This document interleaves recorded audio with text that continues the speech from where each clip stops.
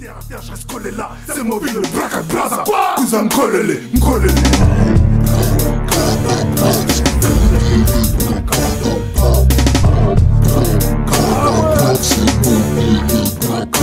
D'abord, bonjour à tous, hein. Donc au site et à tous ceux qui viennent sur le site.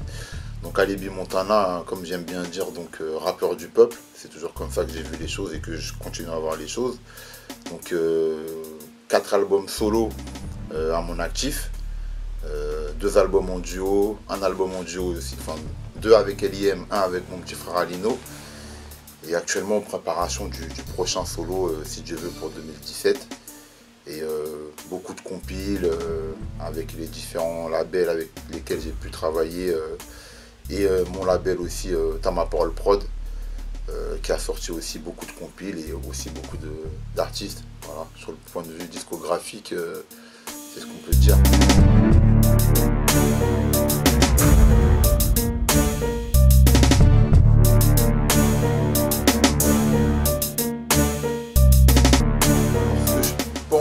Qui manque dans le rap, c'est justement des acteurs qui ne sont pas des rappeurs.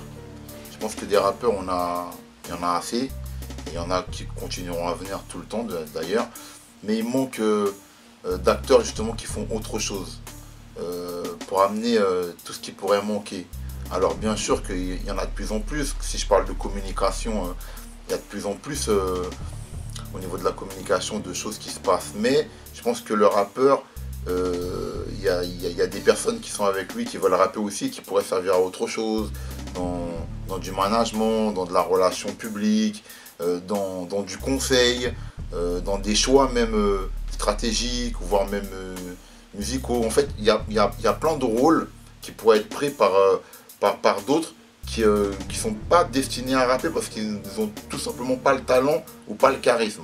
Et en France, le problème, c'est que on a un problème avec ça par rapport aux États-Unis, où le mec qui sait que c'est pas son truc, et ben immédiatement il cherche à voir ce qu'il pourrait proposer, mais ce qu'il pourrait proposer et qui a une plus-value. Et je pense que c'est ça qui fait l'avance que les Américains ils ont, sans parler du talent, mais l'avance qu'ils ont par rapport à nous au niveau de la stratégie, parce que les gens sont pas prêts à tout pour être au devant de la scène. Quand ils constatent qu'ils ont une qualité et qu'ils peuvent mettre au service de l'équipe ou de leurs gars avec qui ils ont commencé, ils n'hésitent pas à le faire. Tandis qu'ici, nous, on a un problème avec ça. Tu vois, le mec, il va absolument être le rappeur, être devant, prendre le micro, même s'il n'a pas la capacité, tu vois. Jusqu'à ce qu'à un moment où c'est la vérité qui se révèle, où on sent que un tel peut faire carrière et l'autre ne peut absolument pas, mais ils attendent à la mort que ça arrive jusqu'à là. Alors qu'au départ, ils pourraient se mettre d'accord entre eux et avancer ensemble. Mais du coup, tu crois que c'est pas un problème d'ego ou de manque de connaissance de soi, donc un problème d'éducation, qui fait que... Parce que forcément, un gars qui va te dire... qui sait pas rapper, mais qui va vouloir rapper parce que tout le monde rappe, c'est un gars qui se connaît pas.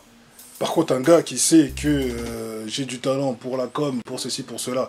Par contre, je crois en toi parce que tu as du potentiel, donc je vais te produire, enfin, je vais t'encourager, je vais te porter là où tu vas. Donc, et justement, donc le gars qui a cet état d'esprit-là, entre celui qui se dit je veux rapper, même si je sais pas rapper, et le gars qui dit je veux te supporter parce que je sais que je ne sais pas rapper, tu crois que c'est quoi? C'est dû au fait qu'il y a un manque de structure, il y a un manque d'exemple de structure qui fait qu'on se remet sur nous-mêmes, on se remet en question et on se dit bon, il n'y a que le sport ou la drogue ou... Voilà. Alors le manque d'exemple, je pense qu'il existe. On a aussi un problème de valeur ici en France. Ça veut dire qu'on ne valorise pas assez les choses. Si tu veux, aux États-Unis, on récompense les meilleurs managers, on récompense les meilleurs... ceux qui sont là pour la stratégie, ceux qui sont là pour la communication, réseaux sociaux, etc. On récompense ces gens-là. Eux-mêmes, ils sont mis en avant. Il y a même des sortes de cérémonies qui sont destinées à ça. On dit voilà le meilleur intel de l'année, Je pense qu'ici, on a un problème avec ça.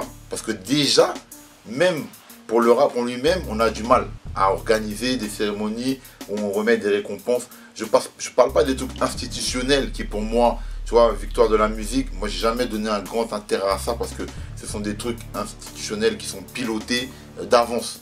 Mais je parle que nous, on pourrait se prendre en main pour organiser nos choses, pour organiser voilà, nos récompenses, nos trophées. Voilà, on ne le fait pas. On pourrait très bien se mettre d'accord autour d'une table. Je pense qu'au jour d'aujourd'hui, il y a assez de personnes intelligentes, c'est-à-dire qu'ils ont des médias, qu'ils ont des labels, qu'ils ont des artistes dont ils s'occupent, toutes sortes de structures où on pourrait se mettre autour d'une table et on se dit, on crée ça, on fait notre cérémonie, on choisit une date. Qu'est-ce qui fait qu'on attend? Qu'est-ce qui fait qu'on attend? C'est, il y a un peu de ce que tu disais tout à l'heure quand tu as parlé d'ego. Je pense que l'ego, en France, c'est un truc qui nous tue, tu vois, ça nous parasite. Ça veut dire que souvent, l'autre va se dire, c'est pas à moi de prendre mon téléphone pour appeler un tel. C'est pas moi qui vais prendre mon téléphone pour appeler un tel. C'est-à-dire que même si un truc peut se dire quand ils sont en équipe, c'est pareil pour un feat. Hein. Il y a une barrière qui peut se mettre parce que l'autre il va estimer c'est pas à lui de faire le premier pas. Voilà, c'est un truc complètement stupide parce que aux États-Unis, Jay-Z va pas hésiter à appeler un petit jeune qui voit qui est en train de péter ou même un mec même qui n'a pas pété mais qui a simplement on entend parler dans le ghetto que le mec il apporte quelque chose, il se dit ah mais c'est qui ce gars-là, c'est quoi ce nouveau délire qu'il amène? Jay-Z il est capable de prendre son téléphone ou de chercher à trouver le téléphone du gars pour l'appeler, pour lui dire écoute viens on va faire quelque chose. Ici on a un problème avec ça, tu vois, oui moi non c'est pas moi, je me rabaisse, etc. Telle personne dans mon équipe n'aime pas lui donc je vais pas faire ça. Déjà ça part de là, donc comment tu veux réussir à construire des trucs, aller beaucoup plus haut que ça, tu vois, se prendre en main. Depuis longtemps, on aurait dû avoir plein de médias. Depuis longtemps, on aurait dû avoir, tu vois, nos propres cérémonies à nous, nos propres trucs que nous, on contrôle, qu'on gère. Mais ils se disent quoi plus haut au niveau de l'industrie? Ils se disent de toute façon, avec les rappeurs, il n'y a pas d'inquiétude. Les mecs, ils ne voient pas plus loin que le bout de leur nez. Tu vois, celui qui a réussi, tant mieux. C'est pour lui qu'il a réussi, pour lui et pour les très très proches de lui, pour pouvoir montrer sa réussite. Il ne va pas nous casser les couilles. Il ne va jamais chercher à avoir un mandat de ceci, de cela, à se dire ouais, je peux essayer de moi aussi avoir un mandat à la DAMI, avoir un mandat à la SACEM, avoir jamais de la vie. Ils font tout le temps des élections. Tu vois les gens qui ont des postes dans tous ces instituts-là, c'est des gens, ils ont jamais produit une seule musique de leur vie pour beaucoup. Il y en a plein, ils n'ont même jamais mis les pieds en studio pour beaucoup. Je suis déjà allé à 2-3 réunions de ces trucs-là. J'ai pas été souvent, mais j'ai déjà été. J'ai vu des gens qui sont là, qui ont des salaires par rapport à des trucs qui concernent la musique, où tu pourrais mettre des gens qui ont produit des compilations, qui sont là depuis des années, qui savent c'est quoi faire enregistrer plein de gars, etc. Ils pourraient occuper ces postes-là. Mais tu sais pourquoi on les occupe pas? Parce que ils savent même pas que ça existe. Ils vont même pas se renseigner, ils vont même pas essayer de savoir oui à quelle date il y a telle élection, je peux postuler par rapport à mon parcours, ils savent même pas que ça existe, tu vois. Mais du coup, d'accord, on a compris qu'il y a une institution et il y a une espèce de couronne, entre eux ils se partagent la couronne, bon on veut mettre un tel, donc on a compris que le système, il y a un système. Il y a un voilà, système qui maintient, qui tire les ficelles. Donc pourquoi, à ton avis, qu'est-ce qu'on peut proposer pour qu'on puisse nous aussi créer notre propre système avec nos propres règles, celles qui sont à la fois africaines, celles qui sont de la rue, de la communauté urbaine, parce que pour moi je parle de communauté, et qui irait pas à l'encontre, mais qui serait concurrentiel à cet institut-là. Qu'est-ce qu'on doit faire? On pourrait parfaitement le faire. Franchement, on aurait la force de le faire. Tu vois. Il y a certaines personnes, ils arrivent à être d'accord, on peut tomber et faire des grandes choses. Largement, on a largement les capacités. Tu vois, on a plusieurs leaders d'opinion au jour d'aujourd'hui, dans plusieurs départements différents. On pourrait largement le faire. Maintenant, prends ton téléphone, essaie d'appeler les gens, tu vas voir. Prends ton téléphone, essaie de les appeler un par un. Parce qu'il y a aussi l'effet inverse, c'est-à-dire il y a les têtes d'affiche qui veulent pas se rabaisser, comme tu as dit tout à l'heure, à appeler des petits parce qu'ils se disent qu'ils sont trop hauts. Et inversement, les petits, des fois, quand tu appelles les têtes d'affiche, ils disent t'es trop petit pour moi. Donc comment on peut avoir ce juste milieu, justement Justement, c'est ça que je suis en train de te dire. Si on arrive à mélanger plusieurs personnes de départements différents, d'univers différents, qui ont un potentiel différent, justement pour pouvoir construire nos trucs à nous, à partir du moment où on le fait, ça va suivre. Du plus jeune au plus âgé, à partir du moment où il est acteur, il sait que ça le représente, ça, que c'est pour défendre sa culture. Je vois pas pourquoi le gars il suivrait pas, il irait pas vers ce qui représente sa culture vraiment, plutôt qu'autre chose. Mais il faut réussir à réunir les gens pour le faire, tu vois, pour pouvoir donner cet exemple-là. Ah, c'est possible, ça a été créé, et peut-être que même les plus jeunes ou ceux qui arrivent, ils vont se dire, ah, ils ont fait ça, donc nous on va essayer de faire aussi le nôtre, ainsi de suite, ainsi de suite. Il faut un exemple. Mais maintenant, comme je t'ai dit, le plus dur, c'est d'arriver à mettre les gens d'accord. Tu prends ton téléphone, tu appelles X, Y, Z, nanani, tu leur dis, il y a une table ronde, il faut venir, on va essayer de voir comment on peut mettre ensemble les choses. J'ai appelé un tel à la table. Essaye, le problème il est là, tu vois. Le gars qui va te dire oh lui il est là, je viens pas, oh nanani, c'est ça. Et, attention, l'ego se situe aussi sur les têtes d'affiche, tu vois. Le problème il est à la source, tu vois. C'est-à-dire que même les petits jeunes que personne les connaît, et tu vois, dans le départ ils partent aussi avec un ego, moi je suis de telle cité, machin, j'estime que ceci, cela. C'est aussi, ça part aussi par rapport aux têtes d'affiche, ils sont aussi influencés, ça faut pas se le cacher, par un certain comportement. Ça c'est une réalité. Maintenant cette chose-là, que tu sais, que je sais, beaucoup de gens le savent, c'est de réussir à justement le mettre à plat, crever l'abcès. Maintenant crever l'abcès pour ça, franchement, si tu connais quelqu'un qui est capable de le faire, dis-le moi je l'appelle tout de suite. Ils le savent, mais c'est tabou en fait, tu vois. C'est quelque chose de tabou. Voilà, même un gars, des fois, qui a une certaine influence, des fois, il veut pas parler avec son propre gars. Parce que, je sais pas, c'est tabou. Ou il a pas envie de passer pour celui qui dit à l'autre, ouais, mais... je sais pas, les gens, ils ont l'impression de prendre ça comme un rabaissement, un truc qui pourrait nous faire avancer, tu vois. Et c'est ça notre problème en France. Et moi, je me dis... Je comprends pas qu'aux États-Unis, les mecs, c'est des milliardaires, ils arrivent à le faire, ça, tu vois. Les mecs, des fois, il y en a qui se détestent, ils se haient, comme je sais pas quoi. Ils sont capables d'entrer en studio pour faire un album ensemble ou un disque ou un truc parce qu'ils savent très bien que ça va apporter non seulement de l'argent, mais des récompenses, du pouvoir. Ça va leur permettre à tous de pouvoir évoluer dans d'autres choses encore ou de faire émerger encore d'autres acteurs. Donc, par rapport à ça, ils arrivent à mettre leur haine de côté. Ils rentrent dans le studio et les mecs se détestent hein, comme chien et chat. Mais ils arrivent à le faire et à faire abstraction. Ils font le business. Après, chacun sort du studio, chacun prend sa route, tu vois. Ils vont pas dîner ensemble, ils vont pas boire un coup ensemble, il n'y a pas de problème. Mais ils arrivent à le faire, ça. Et nous, je sais pas, on a un problème avec ça. Je comprends pas, tu vois. Ma prochaine question, c'est... Tu penses que, dû au fait que maintenant...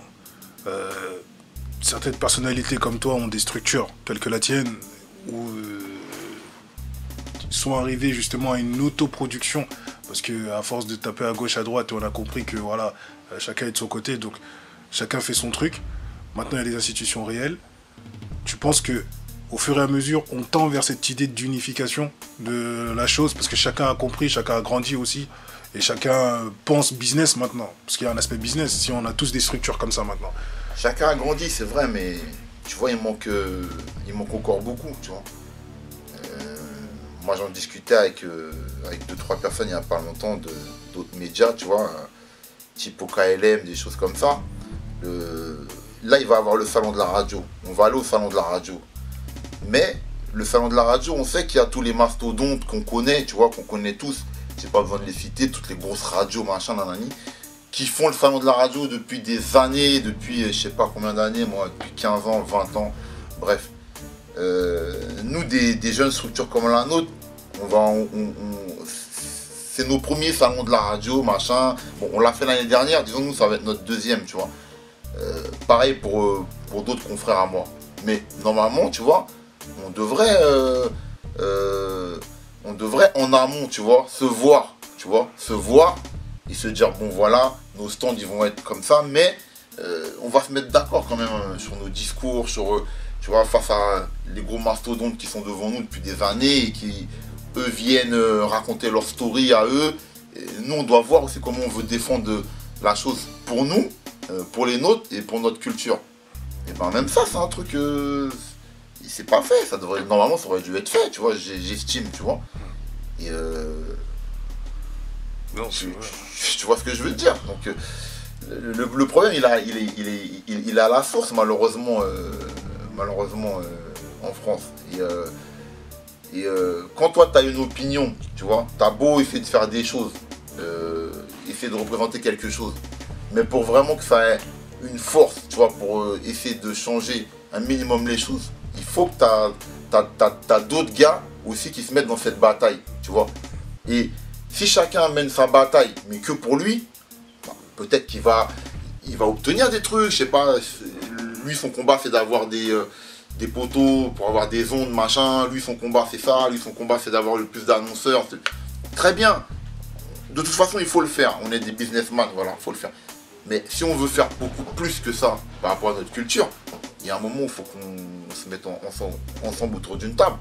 On se dit voilà la stratégie de bataille sur laquelle nous, on va partir par rapport aux autres. Eux-mêmes, ils le font les autres. Ils le font les autres entre eux, des fois, tu vois, pour se mettre d'accord sur certains trucs, tu vois. Pour se dire ouais, bon cette année on part sur ça. Alors toi c'est ça, bon, on va faire en sorte que nous, on te dérange pas trop sur ça. Toi de l'autre côté, tu nous déranges pas trop sur ça. On se retrouve à un moment sur ça. Ils se parlent entre eux, tu vois, les patrons de radio, les patrons de chaînes et tout, ils se parlent entre eux. Hein. Et tu penses qu'avec la nouvelle génération de rappeurs qui arrive, on reproduit le même schéma ou on va dans un nouveau schéma qui tend à ton discours? Moi, je pense que la nouvelle génération de rappeurs qui arrive, d'une certaine manière,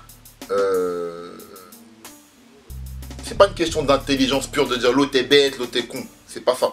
Je cherche pas à dire que la nouvelle génération de rappeurs, ils sont plus intelligents que l'ancienne. Mais en tout cas, je pense que la nouvelle génération de rappeurs s'inspire plus de ce qui se passe outre-Manche, ça veut dire de ce qui se passe aux États-Unis, et de voir un petit peu comment ils développent leur business et se dire que pendant qu'on a la possibilité, on va essayer de faire nos trucs à nous, machin. Donc moi, je pense plus que cette génération-là, ils vont être à même, tu vois, de créer des choses que les anciens n'ont pas fait, parce qu'ils sont plus speed dans cette manière de voir les choses. Beaucoup plus speed. Et ils sont et eux, ils regardent tout ce qui se passe. Ils regardent tout ce qui se passe dans le monde, machin. Certaines choses que les anciens ou ceux de mon époque, on ne faisait pas assez de regarder un petit peu ce qui se passe. Voilà, qu'est-ce qu'on peut créer, qu'est-ce qui peut aller plus loin que le rap, plus loin que ceci, ou qu'est-ce qui peut aider notre culture. Voilà, je pense que eux, ils sont plus dans cette démarche-là. Et je ne serais pas étonné, justement, qu'il y en ait qui amènent des choses qui manquaient. Pour entendre certains discours, voir un petit peu les mecs, comment ils travaillent, ça c'est un truc qui fait partie des espoirs que j'ai en tout cas. Ok. Bah écoute, pour moi c'est clair et net, c'est tout. Tu penses qu'il y a quelque chose à rajouter de tout ce que tu as dit? Un message, le message de la fin de tout ce que tu as dit. Message de la fin de tout ce que j'ai dit, c'est si certains ils pouvaient prendre une bonne résolution pour la nouvelle année, tu vois, et justement se dire que voilà, il est peut-être temps d'essayer de faire ce qu'on n'a jamais fait, tu vois. Il y a un moment dans la vie, tu peux prendre des résolutions, tu vois. Et ben moi je pense que il y en a, ils sortiraient grandis, tu vois. Moi je trouve qu'au contraire c'est être un homme de se dire vas-y je vais prendre mon téléphone, je vais décrocher mon téléphone et je vais appeler un tel parce qu'on a intérêt à faire ça moi et lui. Moi je trouve que il n'y a rien de rabaissant, au contraire. Moi je trouve que c'est ça être un homme intelligent qui veut faire avancer sa culture, qui veut faire avancer son business, de se dire je vais faire ça. Plutôt que de dire oh je reste là, oh, lui je l'appelle pas, qu'est-ce qu'il y a, moi c'est moi qu'on doit appeler, moi, c'est tout. On m'appelle, j'appelle personne. Voilà, je trouve ça bête. Ok, et la toute dernière question, bon, donc du coup, comment vois-tu, avec tout ce que tu viens de dire, la structure Braka Music, voilà, de ton expérience, de ta grosse expérience par rapport à nous, notre expérience dans le terme dans l'aspect médiatique, hein, parce qu'on n'en a pas du tout, mais on commence un peu. Comment tu trouves et comment tu te situes et quelles sont les relations que RTSF ont avec Braka Music? Alors moi c'est quelque chose que j'encourage totalement. C'est pour ça que j'ai accepté directement le partenariat avec Braka Music, parce que pour moi ça va dans le bon sens de ce qu'il faut faire. Et pareil, quand je vois des jeunes qui viennent ici, qui ont des idées de choses qu'ils veulent monter, quand je peux être partenaire de ça avec ma structure, je le fais directement parce que c'est des bonnes choses. Tu vois, ce que fait Braka Music, c'est quelque chose que moi j'aimerais que s'inspire d'autres. Il y a plein de gens, tu vois, en province, dans plein de départements différents, des fois, qui ont l'idée mais qui n'osent pas aller jusqu'au bout. Qui se disent, oh peut-être je pourrais pas, ou tu vois, le mec il parle de ça avec ses potes, nanani, quand ils roulent en voiture, ou quand ils sont dans le hall, ou quand ils sont en train de manger, dans un grec ou n'importe où, mais après ils osent pas. Ils se disent, non, non ils essaient pas d'aller jusqu'au bout du truc, il faut aller jusqu'au bout du truc. Waka Music, c'est ce qu'ils ont fait, c'est pour ça que je suis partenaire, comme plein d'autres. Ici j'ai créé une structure RTSF 93 Cinéma. Pourquoi? Parce que j'ai vu qu'il y avait plein de jeunes réalisateurs dans les quartiers, qu'ils avaient des scénarios, qu'ils avaient des histoires. Il y en a plein qui ont le talent pour être acteurs. Voilà, qui leur manquait des fois un petit truc, ou le réseau, ou je me suis dit non, bien sûr, c'est quelque chose de bien. On l'a fait pour une chute stupéfiante. Le film est projeté dans plusieurs endroits. Je suis assez fier. Le 23 novembre, il va être projeté à la Cité du Cinéma avec Luc Besson. C'est très bien. Maintenant, le but, c'est qu'il y ait plein d'autres jeunes réalisateurs comme ça qui viennent à RTSF 93 et que nous, on soit partenaires. Tu vois, il y en a, j'en ai reçu là ces dernières semaines. Il y a des choses qui vont se faire. Et moi, pour moi, c'est ça justement, aller de l'avant. C'est ça, faire les choses. Tu vois, là, on a parlé de la musique, on a parlé du cinéma, mais il y a plein d'autres trucs. J'ai reçu un jeune là, il a fait une application. C'est une application de covoiturage, mais qui est réservée aux femmes. C'est génial. Le mec, il a fait ça comme ça, il a eu l'idée. Il a mis ça en place, il est venu m'en parler. Il m'a dit alors, est-ce qu'on peut être... J'ai dit mais bien sûr, tout de suite, à 100%. Je suis partenaire avec toi. Tu vois, comme j'ai reçu des nanas aussi qui ont fait des trucs pour coiffer à domicile, mais avec un système où on peut les réserver, un système où elles se mettent disponibles s'il y a des mariages, s'il y a des trucs. Je sais pas, il y a plein d'idées, il y a plein de choses. Et moi, quand je vois les gens qui sont créatifs comme ça et qui viennent me voir et me disent ouais, est-ce que tu veux être partenaire? Mais je peux te dire que oui, je vais être partenaire. Et pour revenir à Waka Music, c'est la même chose. Et j'encourage vraiment les gens qui ont des idées à y aller. Et non pas laisser leurs idées dans une boîte. Et peut-être beaucoup plus tard avoir des regrets. Et dire, oh, peut-être j'aurais pu. Vaut mieux avoir fait, tu vois, ça a marché ou ça n'a pas marché, que de rester avec des regrets. De se dire, oh, ça aurait pu être. Voilà. Yes. Merci, Alibi. C'est moi qui t'en remercie.